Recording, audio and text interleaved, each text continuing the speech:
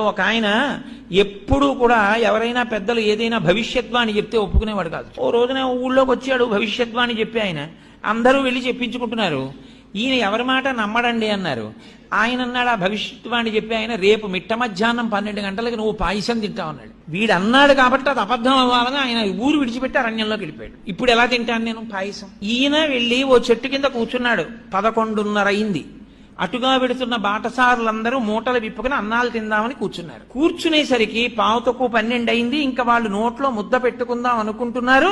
దారి దొంగలు వస్తున్నారన్నారు. వీళ్ళందరూ విప్పిన మూటలు విప్పినట్టు వదిలేసి పారిపోయారు. ఈయనొక్కడు మాత్రం, అయ్యి బాబు ఇప్పుడు పారిపోవడం ఎందుకు, మనం 12 అయిపోతోంది, మనం ఎవ్వరికంటా పనకూడదని ఓ చెట్టే, ఆ చెట్టే ఎక్కి పైన కూర్చున్నాడు. దొంగలు వచ్చారు. 5 నిమిషాలు తక్కువ 12 అయింది. ఒరే మంచి ఆకలి మీద ఉన్నాం, భలే ఉందిరా, అన్ని పాయసాన్నాలే, ఒరే పాయసాన్నం మిగిలిందిరా తినేద్దాం అన్నారు. ఒరే ఆగండి ఆగండి, వాళ్ళు అన్నీ పట్టుకెళ్ళిన వాళ్ళు పాయసాన్నాలు ఎందుకు వదిలేశారా? మన్ని మట్టు పెట్టడానికి ఇందులో విషం కలిపి ఉంటారు, ఇక్కడ ఎవడైనా ఉన్నాడేమో చూడండి, ముందు వాడికి పెట్టి చూద్దాం అన్నారు.